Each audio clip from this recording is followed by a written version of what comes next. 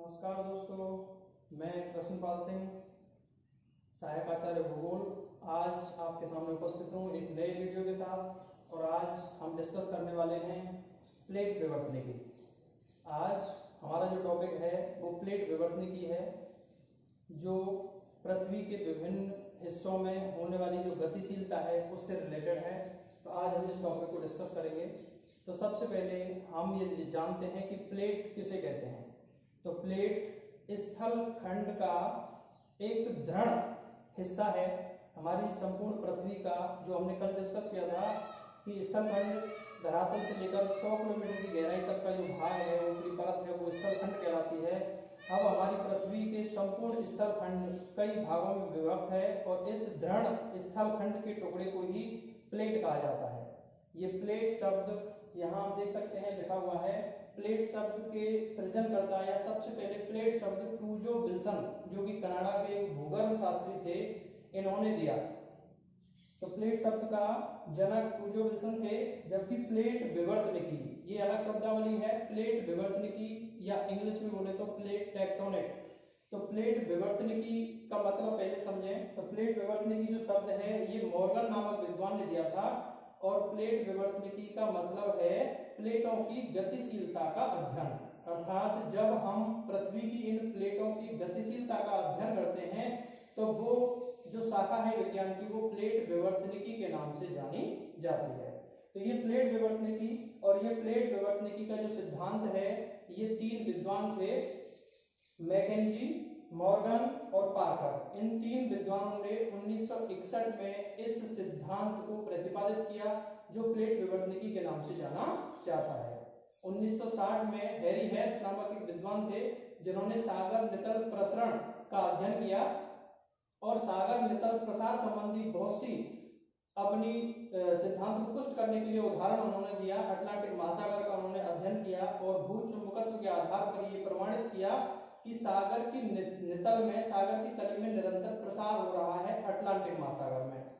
उसी तथ्यों को ध्यान में रखते हुए इन तीन विद्वान मैकेंजी, मॉर्गन और पार्कर ने उस समय तक मौजूद जो भी प्रमाण थे और जो भी जानकारी थी उसको संकलित करते हुए अपना सिद्धांत प्लेट विवर्तनिकी के नाम से प्रतिपादित किया, जिसमें हम प्रमुख रूप से पृथ्वी की विभिन्न प्लेटों की गतिशीलता का अध्ययन करते हैं। तो अब हम यहाँ पर प्लेट विवर्तनिकी के बारे में जानेंगे कि प्लेट विवर्तनिकी सिद्धांत क्या है, प्लेट विवर्तनिकी में किस प्रकार से प्लेटें गति करती हैं और उनका प्रभाव और परिणाम क्या होते हैं। तो सबसे पहले हम यहाँ ये जानते हैं कि हमारी जो पृथ्वी है, इस पृथ्वी पर कितनी मुख्य प्लेटें और कितनी गौण प्लेटें हैं। और ये ध्यान में रखना होगा कि जो प्लेटें हैं वो स्वतंत्रता पूर्वक गति कर सकती हैं।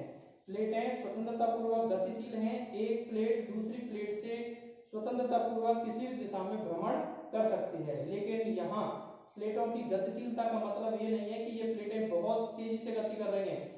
इन प्लेटों की गतिशीलता बहुत धीमी है और ये जो गतिशीलता है वो 2 सेंटीमीटर प्रतिवर्ष से लेकर के 5 सेंटीमीटर प्रतिवर्ष तक पाई जाती है। अर्थात प्लेटों में साल भर के अंदर 2 से 5 सेंटीमीटर तक की गतिशीलता पाई जाती है। क्योंकि ये जो प्लेटें हैं स्थल खंड का भाग है और स्थल खंड दुर्बलता मंडल के ऊपर स्थित है। स्थल खंड दुर्बलता मंडल के ऊपर है और दुर्बलता मंडल थोड़ी लचीली अवस्था में है, थोड़ी पिघली हुई अवस्था में है। इसीलिए उस लचीली अवस्था के दुर्बलता मंडल के मैग्मा के ऊपर ये प्लेटें गति करती हैं। विभिन्न मैग्मा की जो शक्ति है, उन स्तंभों की शक्ति के आधार पर ये प्लेटें विभिन्न दिशाओं में गति करते हैं। तो हम यहाँ पर बात कर रहे हैं कि हमारी जो पृथ्वी है उस पृथ्वी पर मुख्य रूप से कितनी प्लेटें पाई जाती हैं। तो हमारी पृथ्वी पर मुख्य प्लेटें 7 हैं, 7 मानी जाती हैं। कहीं कहीं आपको 6 देखने को मिलेंगी, अर्थात बहुत सी किताबों में बहुत सी जगह पर आपको मुख्य प्लेटों की संख्या 6 भी देखने को मिल सकती है। तो वहां आपको ये डाउट करने की आवश्यकता नहीं है। 6 और 7 दोनों ही स्थितियां सही हैं। जहां पर 6 है वहां पर अमेरिकन जो प्लेट है, उत्तरी और दक्षिण अमेरिका की प्लेट, उन दोनों को एक ही अमेरिकन प्लेट के नाम से बताया गया है। और जहां पर संख्या 7 लिखी हुई है वहां पर उत्तरी अमेरिका की प्लेट को अलग और दक्षिणी अमेरिकन प्लेट को अलग माना गया है। तो ये स्थितियां हैं। तो ये मुख्य जो प्लेटें हैं 7 की संख्या मैंने यहाँ पर लिखी है। और ये 7 प्लेटों में कौन कौन सी हैं ये हम जानते हैं यहाँ पर। देखिए सबसे पहले यूरेशियन प्लेट। हमारी पृथ्वी की जो 7 मुख्य प्लेटें हैं, उन 7 मुख्य प्लेटों के नाम हैं यूरेशियन प्लेट, दूसरी है अफ्रीकन प्लेट, तीसरी इंडो ऑस्ट्रेलियन प्लेट जिसमें भारत का अधिकांश हिस्सा इसमें शामिल है, और भारत से दक्षिण जो क्षेत्र है ऑस्ट्रेलिया जहां तक उसमें है तो वो पूरा एक प्लेट है, इंडो ऑस्ट्रेलियन प्लेट। इसके बाद में चौथी प्रशांत प्लेट है, ये महासागरीय प्लेट है पूरी तरह से।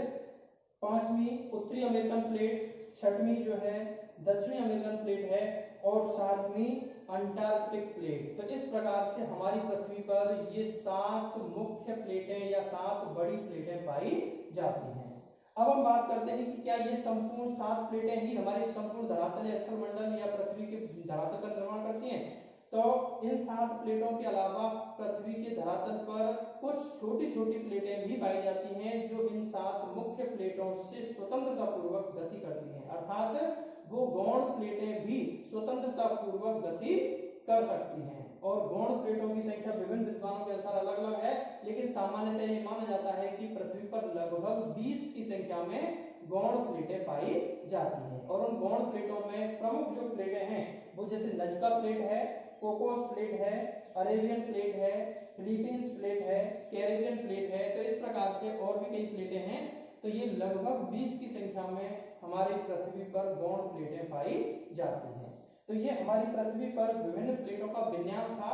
इस प्रकार से हमारी पृथ्वी इन प्लेटों से मिलकर के बनी हुई है, और ये प्लेटें गतिशील हैं। इसी वजह से विभिन्न स्थितियों में विभिन्न क्षेत्रों में अलग अलग प्रकार से इन प्लेटों के सीमांत बनते हैं, इन प्लेटों के किनारे बनते हैं। अर्थात ये जब प्लेटें गति करती हैं तो गति करने की स्थिति में 3 तरह की स्थितियां यहाँ पर क्रिएट होती हैं, या 3 तरह के प्लेटों के किनारे बनते हैं, जिसको हम प्लेट सीमांत या प्लेट किनारे कहते हैं।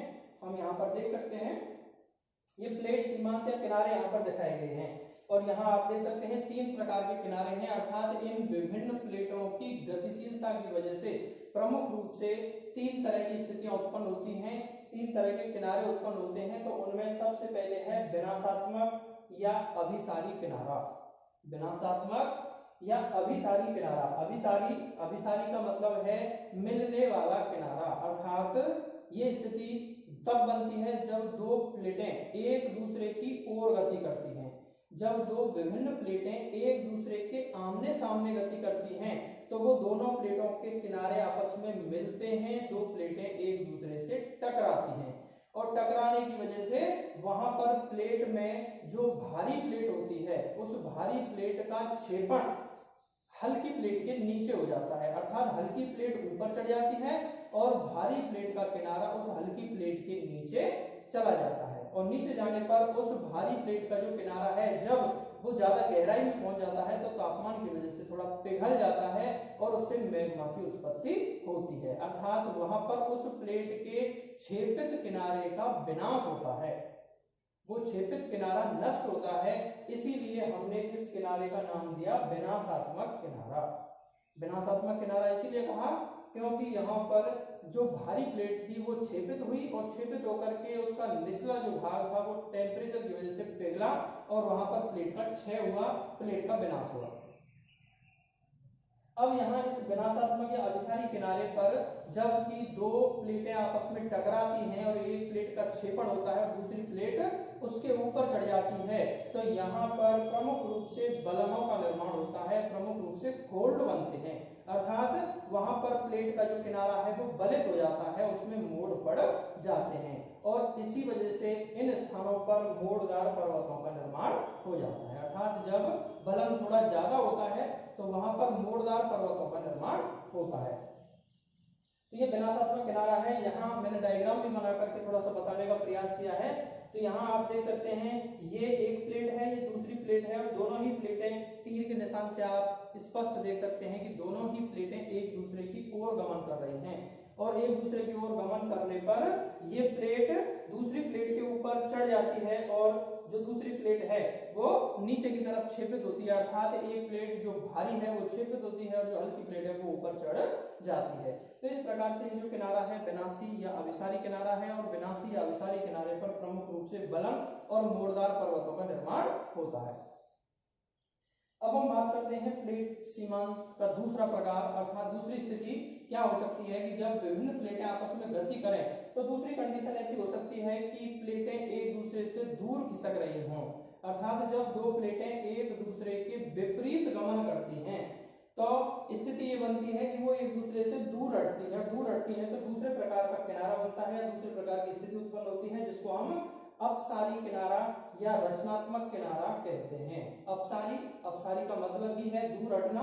तो इस प्रकार से ये ऐसा सीमांत है जहां पर दो प्लेटें एक दूसरे से विपरीत दिशा में गमन करती हैं, एक दूसरे से दूर हटती हैं।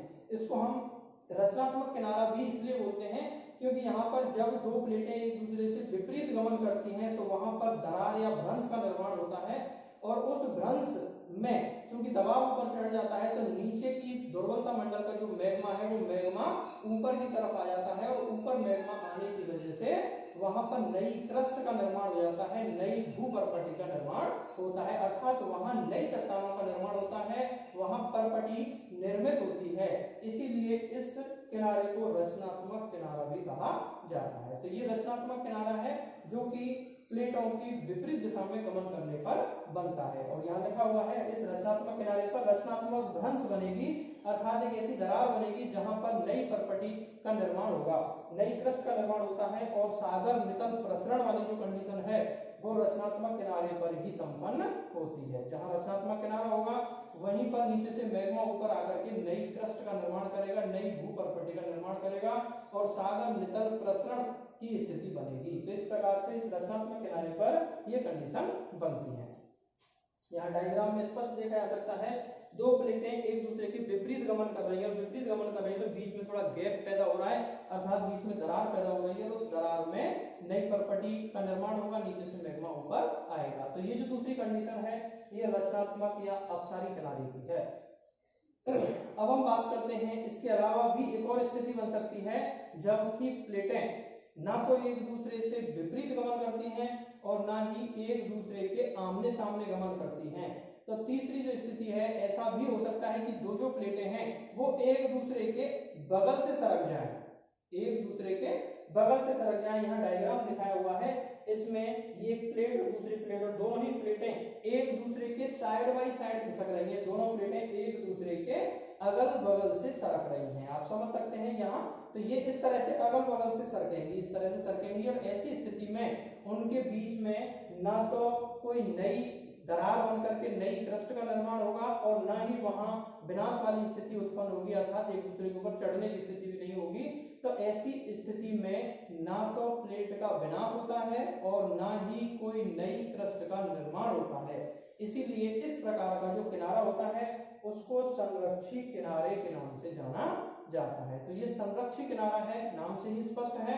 संरक्षी अर्थात यहाँ पर प्लेट सुरक्षित रहती है, यहाँ पर प्लेट का कोई विनाश या नया प्लेट या क्रस्ट का कोई निर्माण नहीं होता है। यहाँ प्लेट के किनारे ज्यों के त्यों सुरक्षित रहते हैं, केवल प्लेट में गतिशीलता होती है और प्लेटें एक दूसरे के बगल से सरक जाती हैं और ऐसी स्थिति में उन प्लेटों के बीच में थोड़ी दरार बन जाती है जिसको हम रूपांतर भ्रंश के नाम से जानते हैं, ट्रांसफॉर्म फॉल्ट के नाम से इनको जाना जाता है। तो इस प्रकार से ये संरक्षी किनारा है। तो ये विभिन्न प्रकार की प्लेटें हैं और इन विभिन्न प्रकार की प्लेटों के ये किनारे और तीनों ही किनारे जो हैं विभिन्न क्षेत्रों में देखने को मिलते हैं। जहां पर प्लेटों की गतिशीलता है तो गतिशीलता की वजह से ये तीनों ही प्रकार के या तीनों में से कोई से भी प्रकार का किनारा अलग अलग स्थानों पर देखा जा सकता है और यही कारण है कि हमारी पृथ्वी पर विभिन्न क्षेत्रों में जो भी भूगर्भिक हलचलें होती हैं, जो भी विभिन्न प्रकार की हलचलें, चाहे वो ज्वालामुखी की घटना हो या भूकंप की घटना हो या पर्वत निर्माण की घटना हो, गलन की घटना हो या भ्रंश की घटना हो, तो इस प्रकार की जो भूगर्भिक हलचलों की वजह से उत्पन्न होने वाली परिघटनाएं हैं वो प्रमुख रूप से प्लेटों के किनारे से ही संबंधित होती हैं। इसीलिए हमें प्लेटों के विभिन्न किनारों का अध्ययन बहुत आवश्यक है और हमें ये जानकारी होनी चाहिए कि विभिन्न पृथ्वी के क्षेत्रों में किस स्थान पर कौन सा प्लेट किनारा पाया जाता है। तो ये विभिन्न प्रकार की प्लेटें और प्लेटों का विन्यास कैसा है और कहां पर कौन से प्रकार का किनारा है, कौन सी प्लेट किस दिशा में गतिशीलता उसमें है, किस दिशा में वो गति कर रही है और किस स्थान पर कौन से किनारे का निर्माण हो रहा है, इन सब चीजों का अध्ययन करने से हमें आगे इस भू आकृति विज्ञान के अन्य जो टॉपिक हैं जैसे भूकंप, जलवायु या पर्वत निर्माण, इन समस्त परिघटनाओं को समझने में मदद मिलती है। तो ये आज इस प्लेट विवर्तनिकी का जो सिद्धांत है, प्लेट विवर्तनिकी के बारे में जो जानकारी मैंने दी, आशा करता हूँ आपको ये जानकारी पसंद आई होगी और आपको काफी जो है चीजें सीखने को मिली होंगी। अब मैं आपके सामने अगली वीडियो के साथ पुनः उपस्थित होऊंगा। इसी के साथ धन्यवाद।